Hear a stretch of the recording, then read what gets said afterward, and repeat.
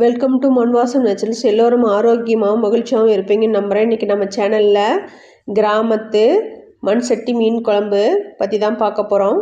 அது எப்படி செய்யலான்னா, நல்லா அரஞ்சான் மீனை வாங்கிட்டு வந்து வாஷ் பண்ணி எடுத்து வச்சுக்கலாம். இது ஒரு பக்கம் இருக்கட்டும். ரொம்ப அது டேஸ்டியாக இருக்கும் குழம்பு. அவ்வளோ ஹெல்த்தியானது, ஆரோக்கியமானது.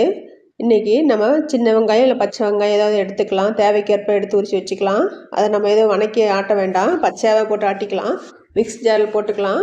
அது கூட 4 பச்சை மிளகாய், ஒரு சின்ன துண்டு இஞ்சி, கொஞ்சம் உரிச்ச பூண்டு இதை ஆட் பண்ணி கொரகொரப்பாக அரைச்சி எடுத்துக்கலாம். ரொம்ப நைஸாக வேண்டாம். இது ஒரு பக்கம் இருக்கட்டும். இன்னும் ஒரு 5-6 பல் பூண்டை நம்ம வந்து 1-2 தட்டி எடுத்து வச்சுக்கலாம்.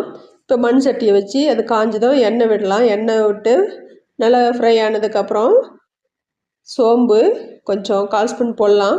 வெந்தயம் 1/4 ஸ்பூன் போடலாம். நல்லா பொரியட்டும். பொரிஞ்சதுக்கப்புறம் 2 பச்சை மிளகாய், கருவேப்பிலை தழை, ஒரு வெங்காயம், ஒரு தக்காளி இது 4-3 கட் பண்ணி அந்த எண்ணெயில் போடலாம்.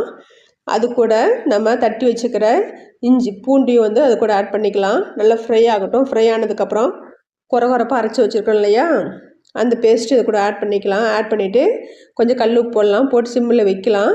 எண்ணெய் வந்து கொஞ்சம் நிறைய விட்டுக்காங்க, அப்போ தான் குழம்பு டேஸ்ட்டாக இருக்கும்.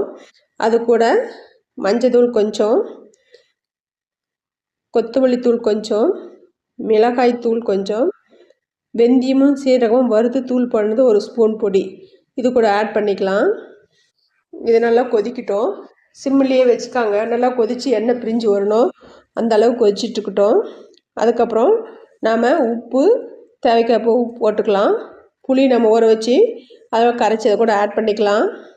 புளிப்பு உங்களுக்கு எவ்வளோ வேணுமோ அந்த அளவுக்கு வச்சுக்கோங்க. நல்லா கொதிச்சுட்ருக்கோம்.